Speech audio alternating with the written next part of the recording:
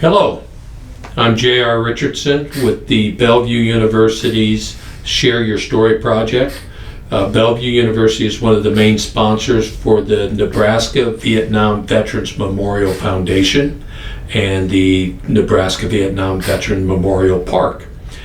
We are here today with a Vietnam veteran, Larry Moore, and Larry has agreed to share some of his experience and his story.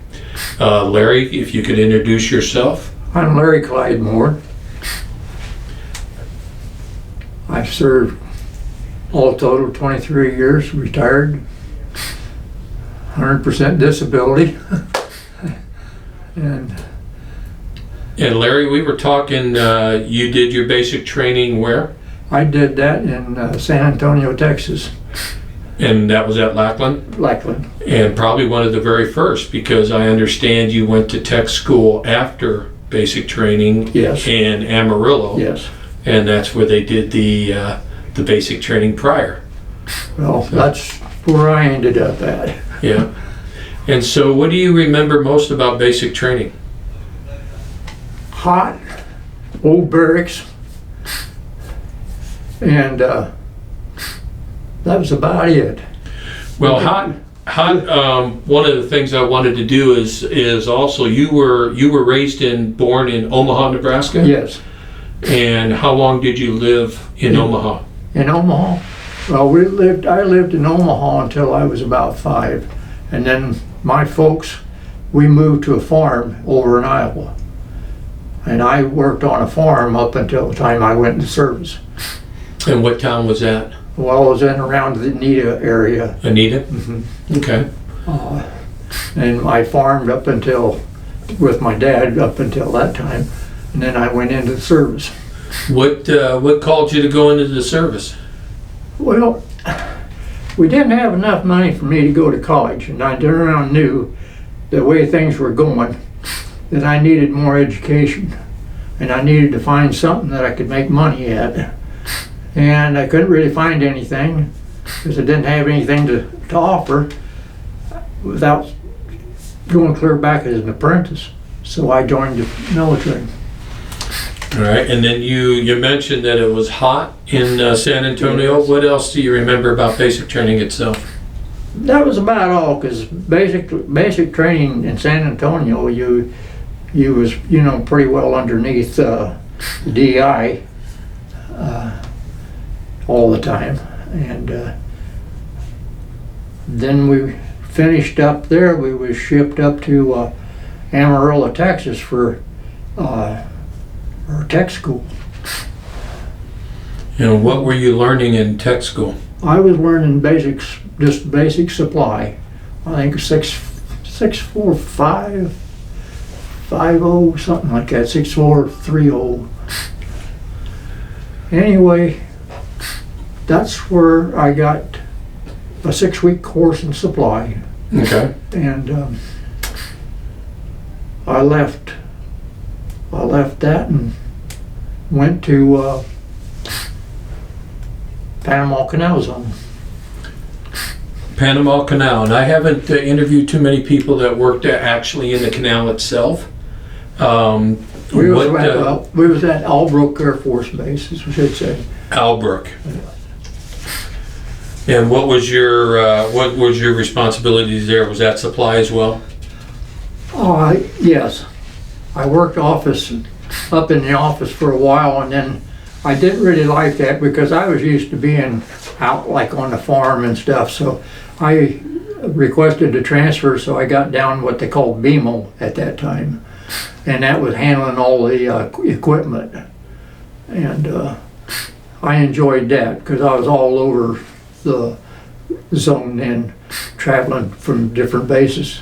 We had a base over on the other side of the canal, and that was, at that time, it was an Army base called Fort Kobe. And then it changed to Albrook, or not Albrook. What the hell was that? Fort Kobe, or I think it was Kobe Air Force Base, if I'm not mistaken. Yeah, that's what you mentioned earlier when we were talking, and you actually helped close down Albrook and then turn around and help open up the Army base and make it into the Air Force base there. Yeah, it was 20, I think 21 of us that shipped over there, and we was Army all around us. Right next door to us, I had a Charlie company, and they'd go on exercises every so many weeks. Had 6x6s parked out there. That time they had the old 30 caliber two-man crew on a machine gun, and they'd get out there and they'd do their little thing, and then when they had an inspection and stuff, they'd run over to see if I could help them. Well, I give them a place to put stuff and kind of ease that tension of this is Air Force, your Army. So we got along good. We had good rapport. Good deal. And throughout that, What was the, since you were Central America there, was the weather like there? it was like 2 different seasons, or 3.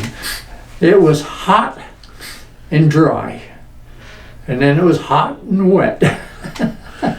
So you had probably the rainy season or wet season, as they call it? Yes, rainy season, and you could count on it. If you just stayed there long enough, you could sit there and set your watch. It would start out maybe, we'll say, in the morning. Then maybe later on it was close to afternoon. And just sit there and watch and time your trips so that when you got wet, you could get dried off at the same time. I never even thought about that, but that's very interesting. After you were in the Panama Canal and got Kobe Air Force Base opened up, you went to Florida. Yes. So it seems like you just liked the warm weather. I did. Yeah, because you were in Florida stationed at McCoy Air Force Base. And what did you do there? Let's see, at McCoy, I was in charge of getting supplies and parts for 500 vehicles.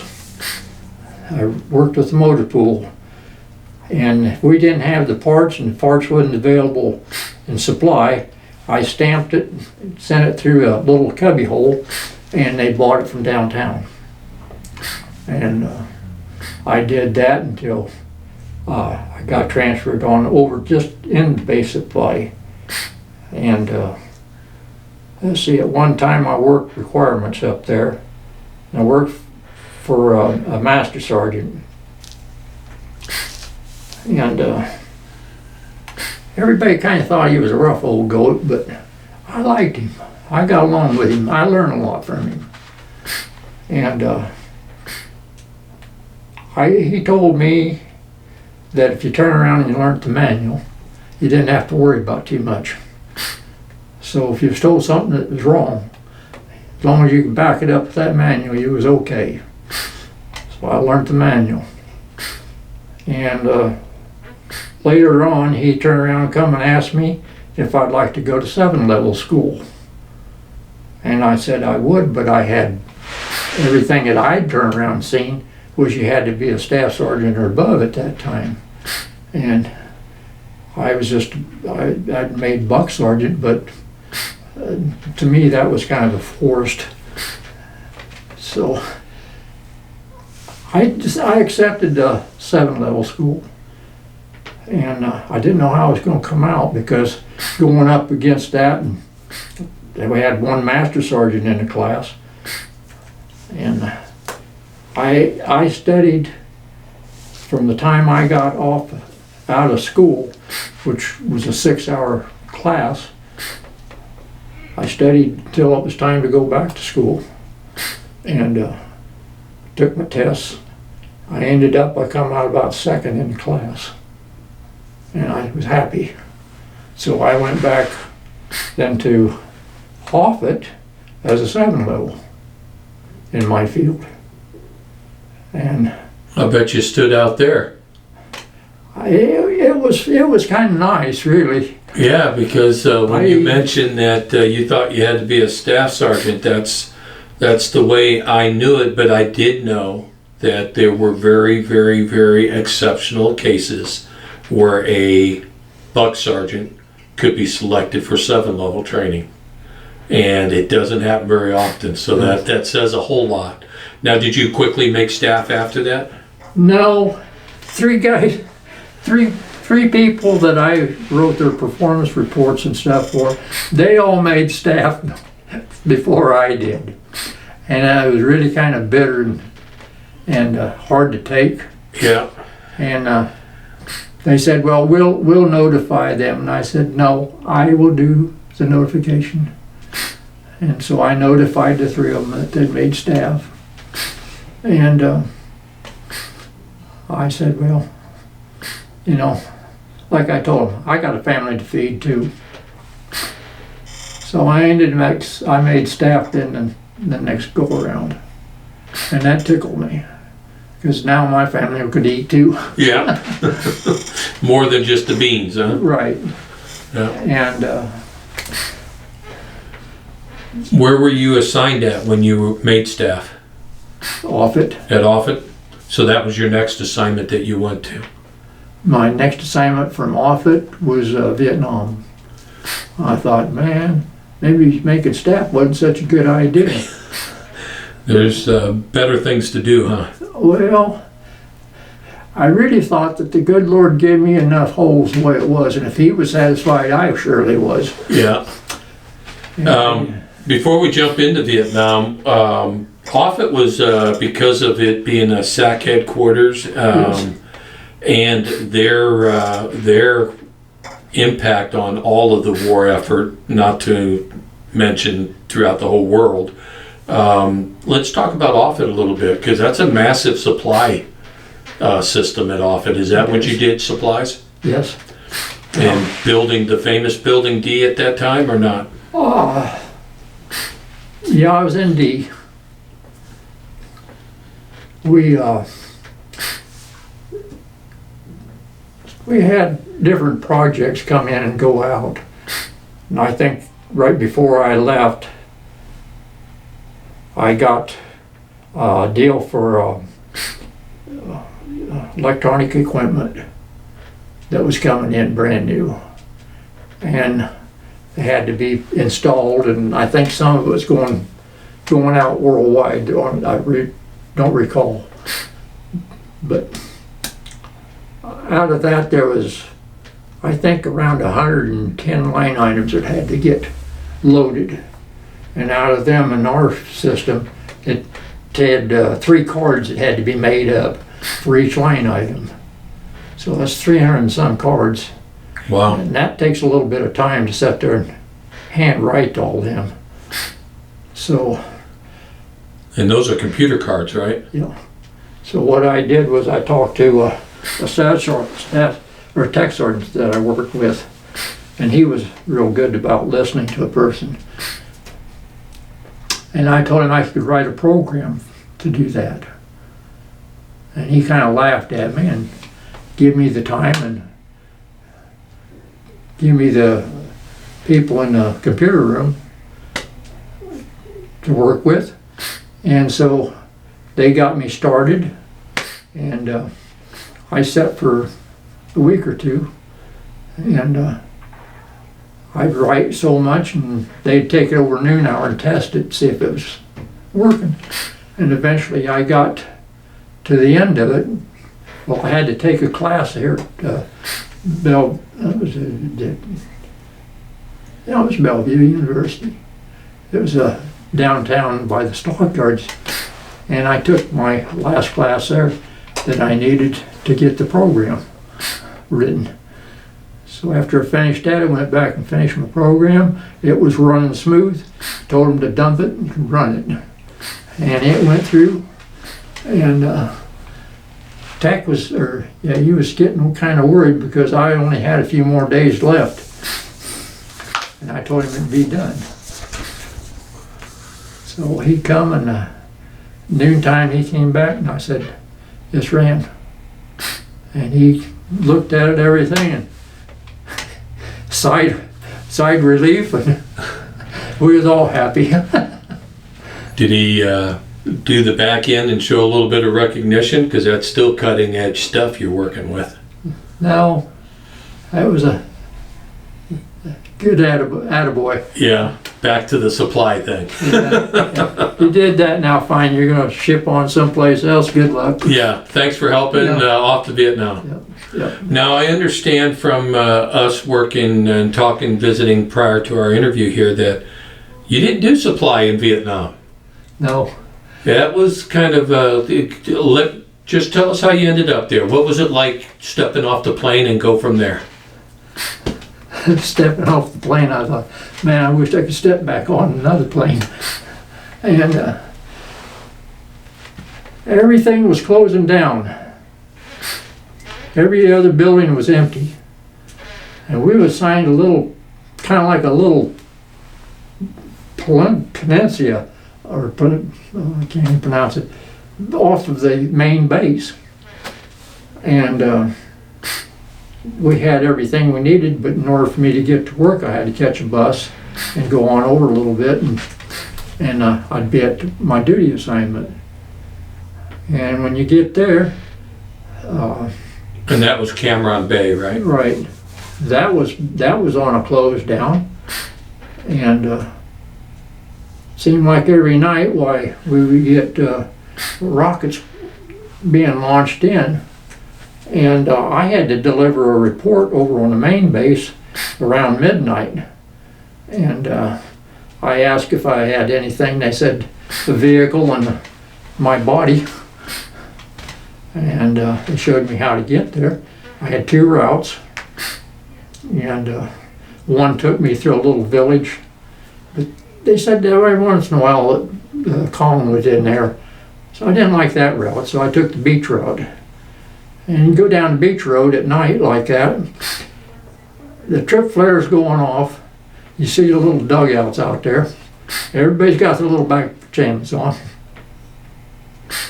Think, I'm out here, just little old me. So I said, what do I do if I go get under attack? They said, stay with the vehicle. I thought, that don't sound too good. So I told him, I said, if I'm going to stay with the vehicle, I said, get out here real early in the morning and start digging. I said, why is that?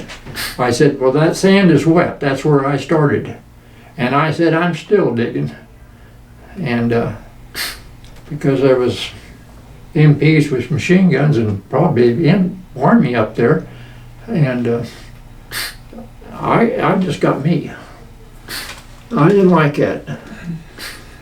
But I did it. I told him I wasn't stopping for nobody. And God help anybody that stood out in front of me. And that little old piece of junk that they had for a vehicle, we floorboarded it, and away we went. If it flew apart, that was fine with me. Get a better one. Yeah. And delivered that report, and back I go. That sounds like that was quite the scary trip. It was, because Air Force, we didn't really have any combat arms training. Because when I came through, we fired a weapon, but that was it. We didn't go out on night maneuvers or anything. And so I reverted back to my hunting days and what I had for skills at doing that. And I said, well, that's the way we want to play this game, and that's the way we're going to do it. Do you remember what year that was that you were in Vietnam? Oh, no. It seemed to me like Tet was going. 68. Yeah. I know it was hot, because where we was at Cameron, most of the fighters had gone out to different bases. All we had was our C-130s, basically there, from where I was at. That melted metal there is a whole pallet of MoGas that was on a pallet at Cameron Bay, and they were shelled. And one of the guys there on that worked the flight line He picked that up because it kind of looked like the shape of the country. But he said that they shelled the hell out of it, but they never hit a single 130. They hit all that gas, and they were all palletized to load up to take up the I-Corps. And he said that they thought that they hit everything because of all the smoke and the diesel and the MoGas, everything, and they never got an airplane. But they sure got all the gas one after another. They blew up. So I didn't know if you were there when they did that. I wasn't there when that. We turned around and we had various aircraft that turned around and came in that got shot up pretty good. And the one day they had aircraft to come in hot and still had live ordnance on it. And the fire department or somebody down in the line and told them to stay away from the aircraft for so much until that heated, they got the heat down. And fire department didn't listen, and they went in, and them damn missiles went off, and it killed several of them. And felt kind of bad about that, but it was through their own neglect that happened. And you learn to listen if you don't know it, and somebody tells you something, by God, listen. And since we was right on the flight line, you feel them lead. And I can tell you, I know what napalm site feels like, or fire. We was that close. I had EB-66 aircraft blow up out there on getting ready to take off when they revved. And I think that helped me lose part of my hearing, because I'm sitting there trying to get by on the phone, and I can't talk on the phone unless I can hear, unless I got, so I didn't really have what you call any ear protection.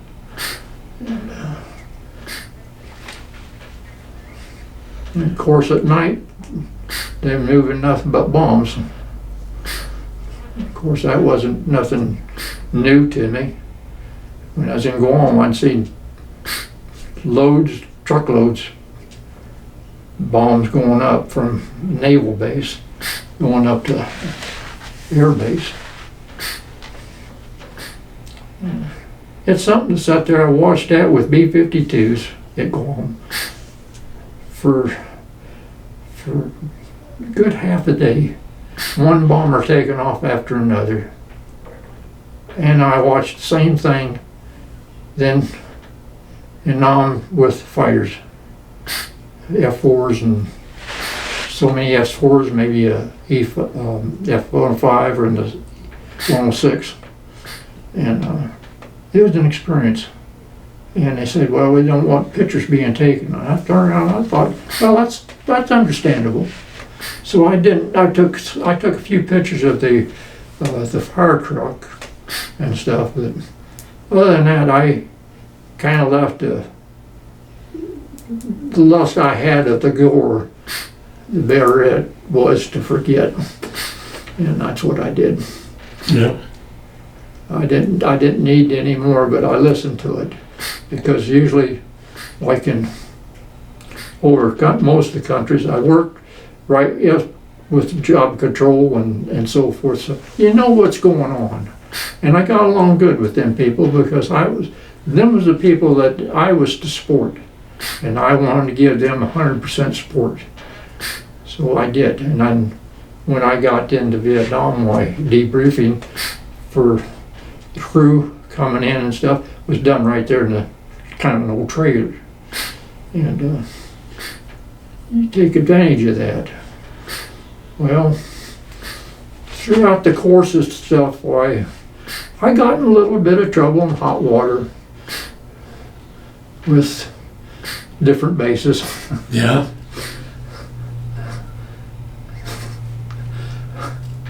But I got some changes done. And Sometimes maintenance didn't get along with me too good, but they couldn't understand. They had been schooled one way, and I'm trying to school them a different way. But you need, say, 5 bolts for 1 aircraft, and you got 10 aircraft, so we order 50. No. We order 5 and put it against each one. And then you build up a requirement for it so that the base will turn around, keep you 5 on hand. At all times. Right. Yep. And that was a little hard to sit there and for some of them to swallow because it didn't jive with what they'd been told. Yeah, and I remember with us, we were only allowed to have so much bench stock. Yeah. So whenever they did the MSET inspections, it seems like you had to go through everything, and Yes. things kind of found little hiding places. Right, and that's good. And because that way it wasn't reflected, but you still had to have it because Right. you don't know when you're going to need it. But everything was associated with the aircraft. Yeah, I remember them days. I was out at Offutt when I'd fired on the base team for high-powered rifle, and at the end of the season, of course, you got the requirements for the ammunition, and nobody's using it, so it comes up as excess. And this lieutenant turned around and was going to sit there and get rid of it. And I told him, I said, what you throw away today, tomorrow you're going to reorder. He said, well, what would you do it? I said, turn around, find people and outfits that will use it. So he did. And that's what I tried to tell them. Hide it. I don't care what you do with it. I'm not going to sit there and be the...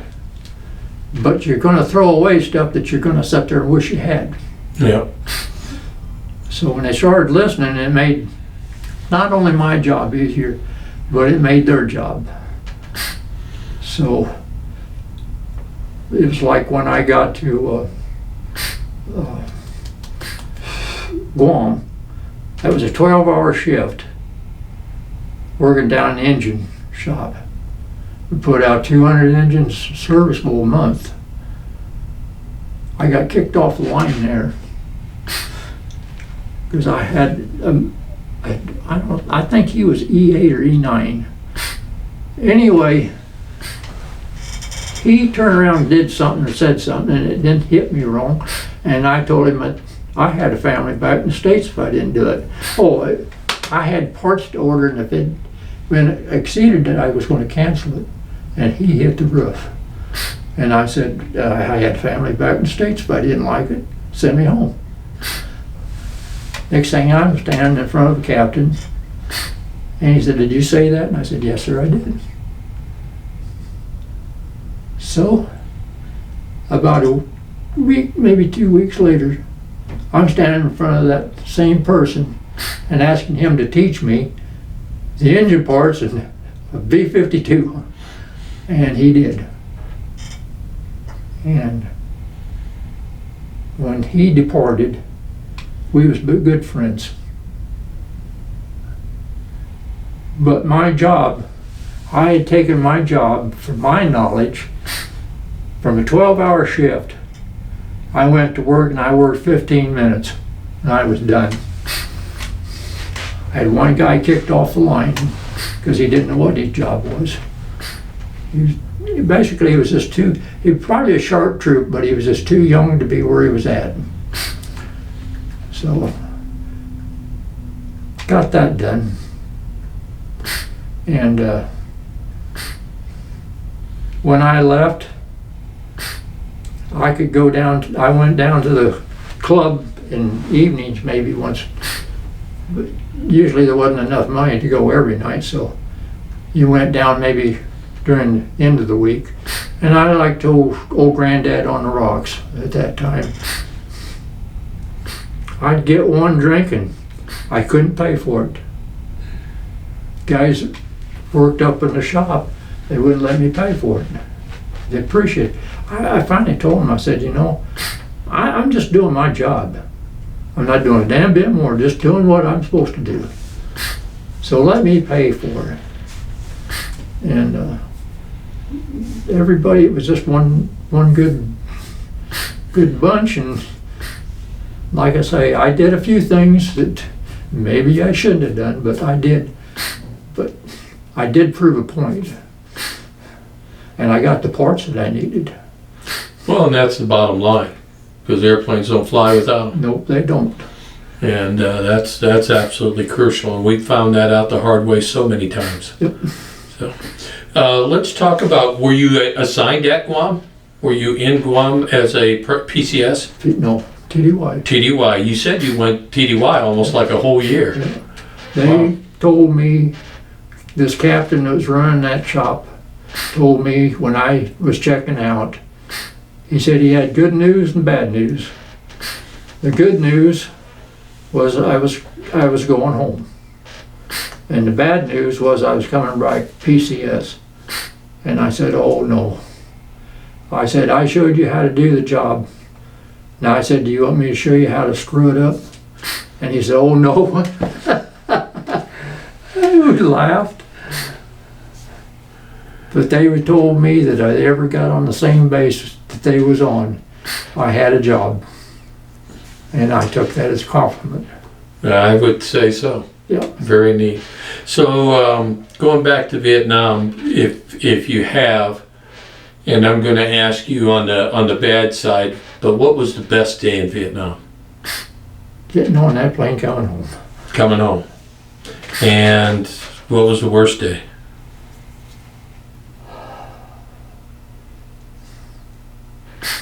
The worst day is we lost an aircraft, an EV-66.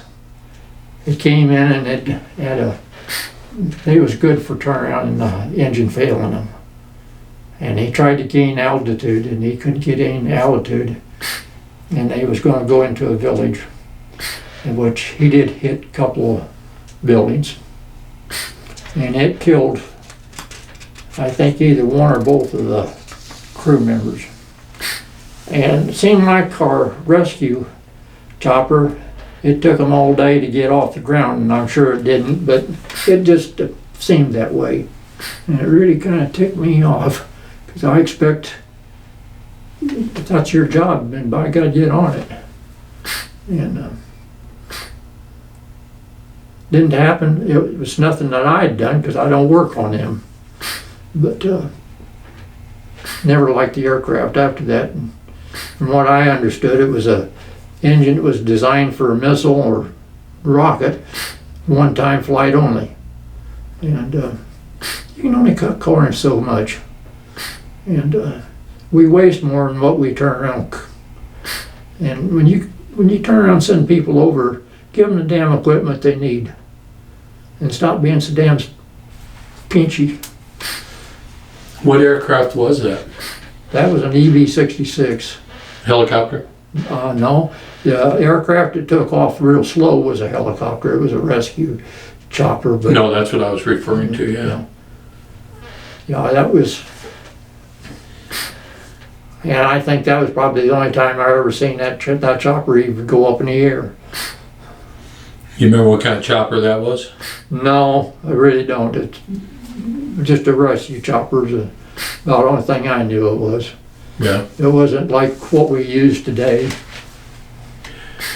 Did you have any extra duty assignments? I know that some of the Air Force personnel and Army were assigned that they would go out at the end of the runway because of people that would take pop shots at the aircraft. No, I was already on the end of the runway. It came down to kind of like a T where I was at. And I could go around on the other side of the hooch and look over the fence and dirt road going, or gravel road going the other way. And no, didn't have anything. I was already at the end of it. At nighttime, they did assign North Korean or South Korean soldiers down there for guard duty. And when somebody hollered halt in the dark, you turn around and halt. Because they don't keep hollering halt, they shoot. So what was your relationship with the South Vietnamese soldiers? Did you work with any of them closely, or did you get to know any of them? No, I didn't work with any of them closely. I know of through different others, but I got along with them. I never had any run-ins with anybody.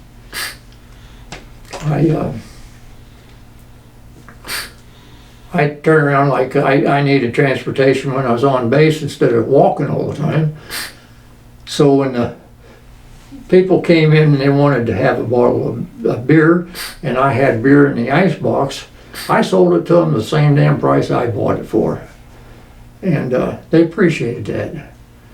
And the woman that ran the hooch bar that we had, her husband was I think a major in the Thai Army, and she was pregnant. I think it was their first or second child, and she was a real nice lady, and he got along real good with her. And I got ice from over on the Army side with the Thai Army, no problem. And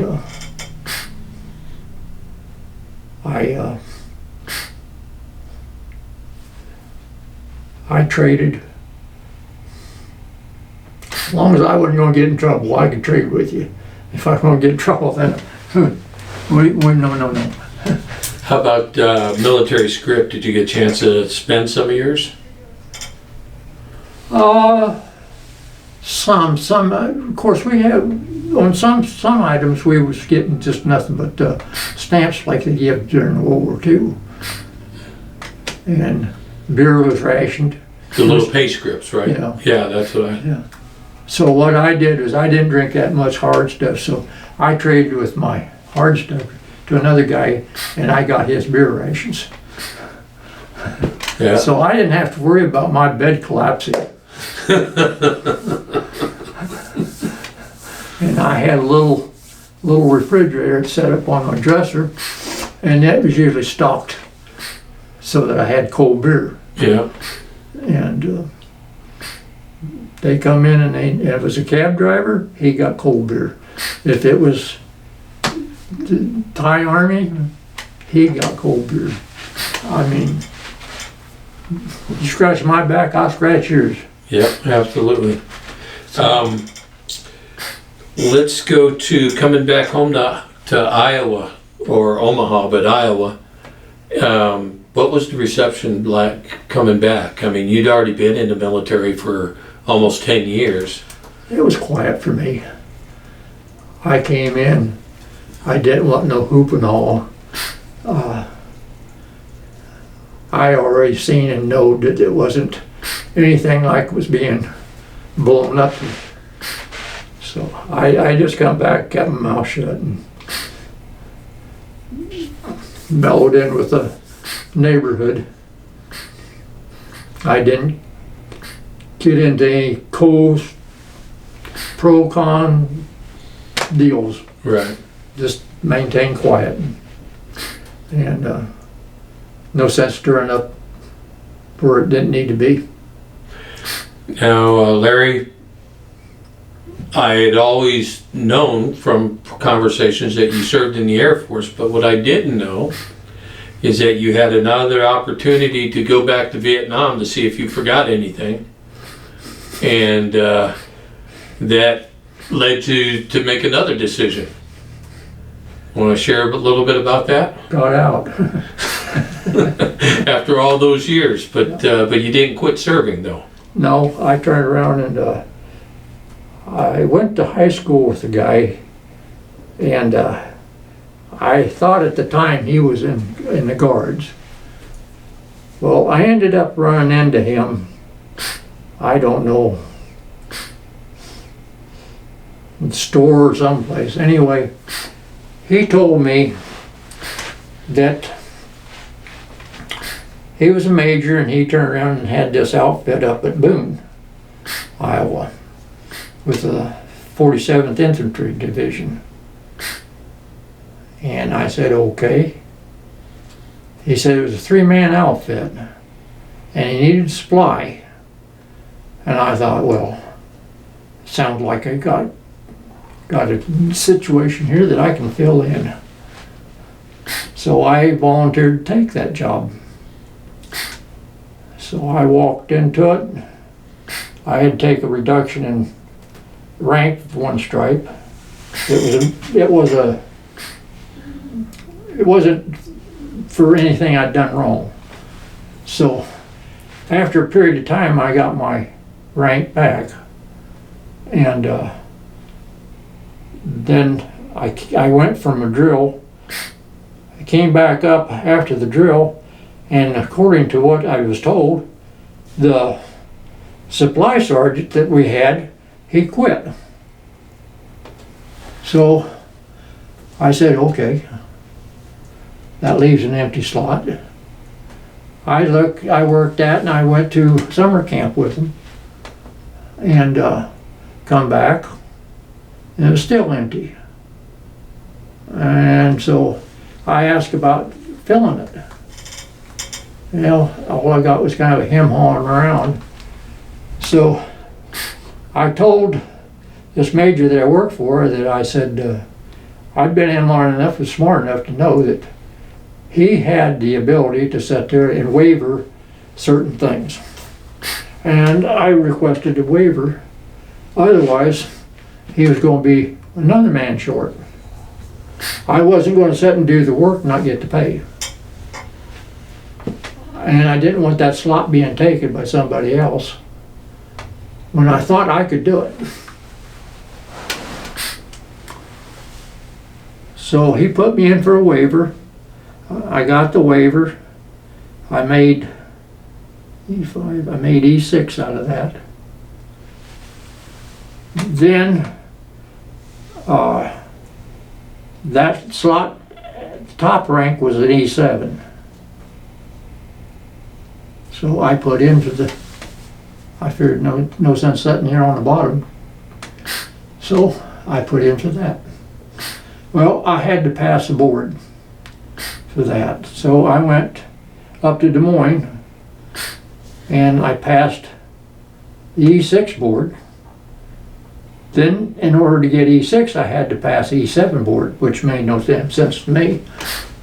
So I asked him, I said, do I get E7 if I pass it? Well, no, we can only take you one. And I thought, well, that's kind of but that sounds like kind of like the military would do it. Yeah. So I passed that, and I stayed with that, and things really didn't get any better. And they had a young kid turn around working in full time in the order room, and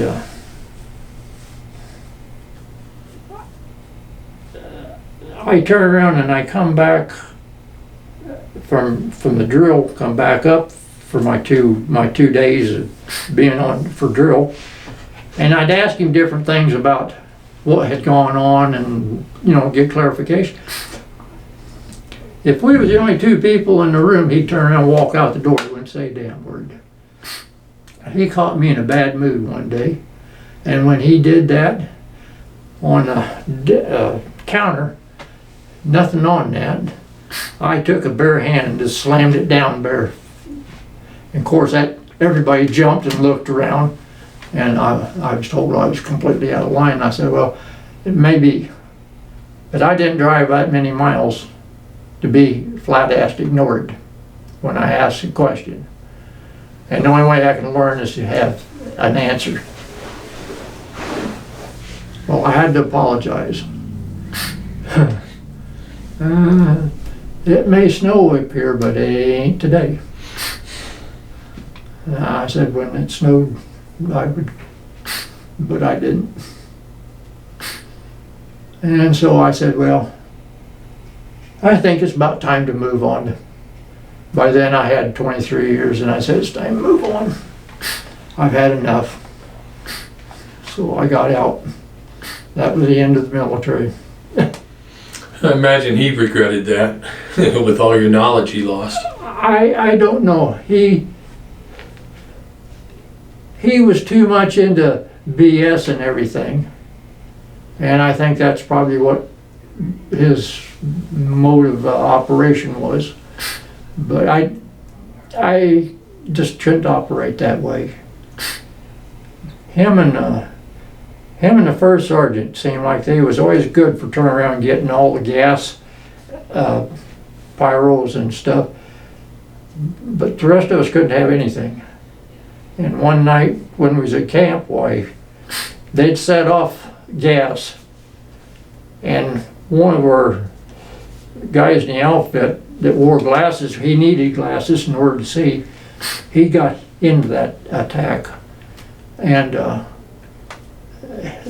he couldn't see, and he dropped his glasses, and he was having a hell of a time. And some of the other guys helped him. Well, they got him back. Well, got him flushed, his eyes flushed out, and they thought that was just funny as hell, and didn't quite go along with that. Right. So it ended up the talk area, which is Army's classified little area to get into. You had to have the clearance and this and that. And we decided, or not did we decided, but we got a phone call when we was having a meeting, and the major said that what was going on, he needed volunteers. Well, that was one of them easy deals. Web belts went off, everything went out. We took canteens and ponchos, or not ponchos, but our gas masks. That was the only thing we carried. And away we went. We was going to go into that damn talk area. And we did. I didn't, but we went up to it.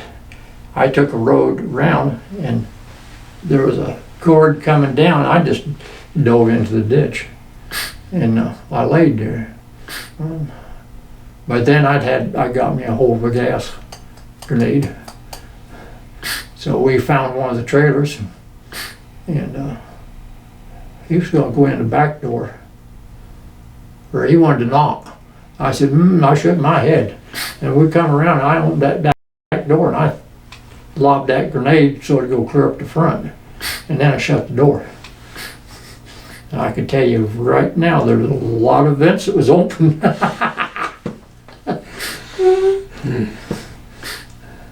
We tripped over tripwire or antenna wires. We laughed. I reached down and grabbed him by the back of the pants and helped him so he wouldn't fall down. And away we went till we couldn't laugh no more, and we couldn't run no more. I bet you they were spooked. They were. The next day, outside our mess tent, there was a talk sign. Kind of a way of saying, hey, you're not as damn good as you think you are. Yeah. Wow. Very cool. Very cool. So we certainly appreciate your time and you sharing these stories with us. Mm-hmm. Is there anything, Larry, because of your years of service and the things going on in the world and the things that you've seen prior to this going on, advantages you guys have with the turmoil during Vietnam is very similar to what we're dealing now, especially with Afghanistan and our leaving. Is there anything that you would like to leave to those listeners, be they a grandchild or a young student that's studying about the Vietnam War, that you can leave with them a message, a nugget of wisdom about military service or anything? Listen to your instructors, it's the ones that got the knowledge. Those that don't have the knowledge, it's all BS. In order to get through a lot of this, you're going to have to experience it. And the only one that's got the experience is that man standing in front of you that has it. The people that have been there. That's right. You've got to go through it and experience it. There's no way else, there's no other way of putting it. And don't say that, well, we're not gonna have it happen again, because we have a bad habit of repeating ourselves. Yeah, we just did. Just We did. sure do. And more innocent lives are gonna be lost on account of it. Absolutely. Well, Larry, thank you very much for taking the time today. Thank you. It means a whole lot to me personally. So I'm very glad that we were able to spend this time together. And if you Enjoyed it. have anything else you want to add down the road, just let us know. No, we'll keep it this way. All right.